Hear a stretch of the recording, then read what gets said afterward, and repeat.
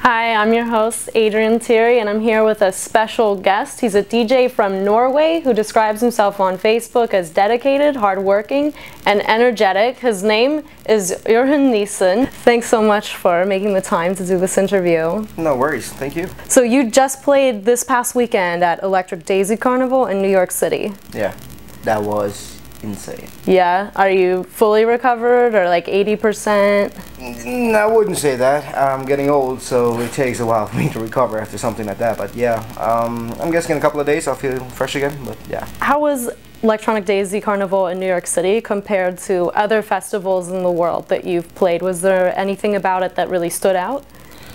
Well, I have to admit, apparently everybody loves Insomniac. I didn't know why, because this was the first time I played a big festival for it. But I understand now the magnitude of it is insane. I mean, there's no second stage. There's always just main stages. So it's to see a huge location like that and every single area filled up is pretty unique for any festival, really. So no, I really loved it. It was fun. What's it like playing for a huge crowd of thousands versus say 200 or 300? Well, it's two very different things, because of course the small venues where you have it's more intimate, you can actually see your audience. Like, they take your hand and stuff like that. Plus, that's where I come from as well. I mean, most DJs come from that. And that's pretty cool. But the goosebumps you get from hearing 1,000 people sing your name or sing your track it's really hard to describe. It's just something that gives you an extremely high rush. So I would probably say festival at this point, yeah. And this is your third time playing in New York City. Would you say that New York City has a personality that you've recognized, or describe that personality? Passionate, that's one thing. That's the first thing I saw, because no matter when I'm playing in New York or whatever I'm doing in New York, there's always so many people communicating with you on any social media. They know every track, apparently, and you got a lot of energy. I mean, I saw that audience. They went on from beginning to end. So I think the best way to describe you, passionate and educated, I think. Oh, yeah. That's nice. Future Sound of Egypt 350 is coming to New York City, and this is the first time not only for New York City, but for the entire North American continent, and you're on that lineup. Yes, I am. Fadi had a special interest in me. I've known him for years. And he wanted me to play a few of his shows. Unfortunately, I don't have time for one, but luckily it's New York City. And I really can't wait for that. The only thing I'm dreading is the heat and the humidity, because I'm a polar bear. I don't do heat all that well, so still. You could get one of those Spritzer Fan things. I would love that. You've seen those? I've seen those. Yeah? We don't have them in Norway. We don't need them. No, yeah. It would turn into ice before it hit your face. Usually. Out of curiosity, when you're not touring, how many hours in the studio do you spend per week? I'm guessing too many. But it's like I can't just sit down in the studio like a normal job, because it doesn't work like that. It's creativity, so it comes from a different place. So on average, 4 or 5 hours a day, maybe more, maybe 6. And even though I should be resting sometimes, it's really hard to stay out of the studio. Yeah. Yeah. So. Is it one of those cases where once the ball gets rolling, you can't leave, you want to stay there until it's done? And usually you have like a brainstorm of 1,000 ideas that just comes out, and you want to get them all down. Then you start working on them, and it just takes a lot of time. So, but the cool thing is I probably have around 600 projects. Wow. So I can now, when I get some time to finish them, I can just scroll down and try some. They're all in different stages of being worked on? Yeah. Wow, that's a lot. It is. Now, you've played in other parts of America before, so you're pretty familiar with the US market. Would it be accurate to say that the trance market isn't maybe quite as robust here as in other parts of the world? I think basically the trance market is developing everywhere. It's evolving. But no, I think we have a pretty strong underground scene here.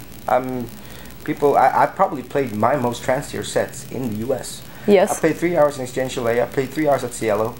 Played 3 hours or 2 hours in Seattle, and it's probably the most tranciest set I've ever played. And I don't know. You seem to like it. Yeah? So, yeah. Would you say that's changed, or maybe people have come to like trance more than they did, say, about 5 or 6 years ago? Well, or am I just completely off base? No, I wouldn't say. I think they like melodies now because there's been so much hard stuff going on. So I think melodies in general. It doesn't necessarily have to be trance, but anything melodic will probably work better nowadays, and that's something I really like because I've always been a huge fan of melody. So that's sort of have been my forte, but I don't know if it's that anymore. We'll see.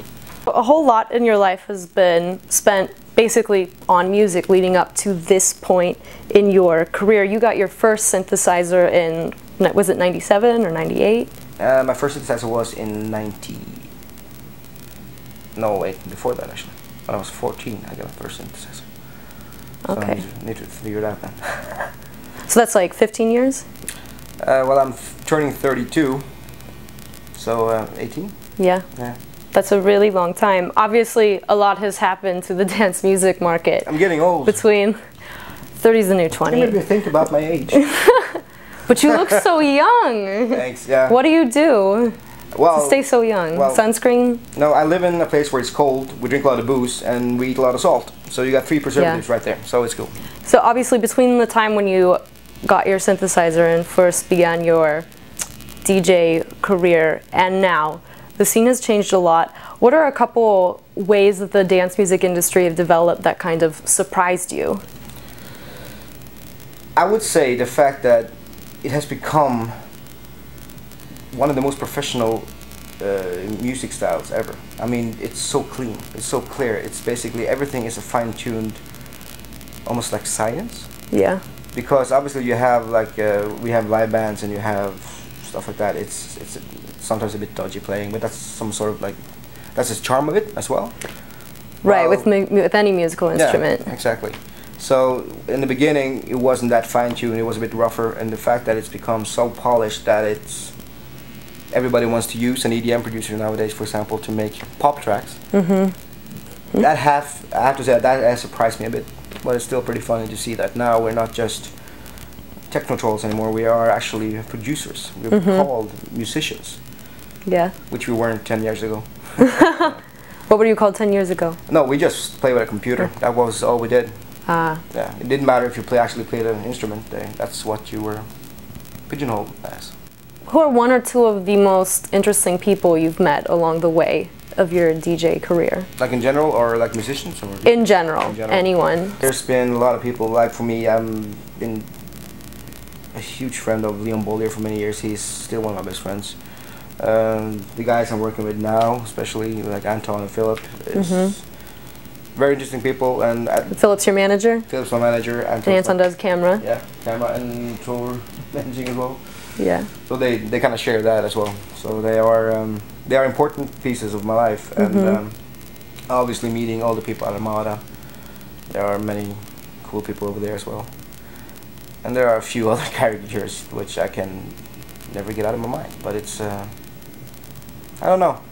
It's many people and there's many types of people you meet. That's probably one of the funnest part of this job. You meet so many strange, funny, nice, horrible. And yeah, you meet them all. Yeah. All types. Yeah. All types in this industry. Definitely. My last question for you is, if you were to go back in time and meet yourself when you first had your synthesizer and embarked on this journey, and you could give yourself one piece of advice, what would that be? Stop drinking. That would have saved me a lot of trouble when I was young. Yeah? Yeah. So that would probably be the one advice. But if I wanted to give a musical advice, I honestly don't know if I wanted to give myself any advice. Because I've learned along the way, it has made me who I am today. So, and nobody gave me any advice then, so. That's a good point. I think the best thing I could do is shut up. No? Well, thank you so much, Johan. My pleasure. And I'm saying that right? You're, almost. What? How is it? Orjan. Orjan. Orjan. Yeah, that's pretty good. Orjan Nilsen. Yeah. This is Orjan Nilsen from Norway. Thank you so much, Escala, for helping bring Future Sound of Egypt to New York City. That's happening August 9th at Hammerstein Ballroom. And thank you, EDMNYC, for helping make this interview happen. And I'm your host, Adrienne Thiery. We'll see you next time.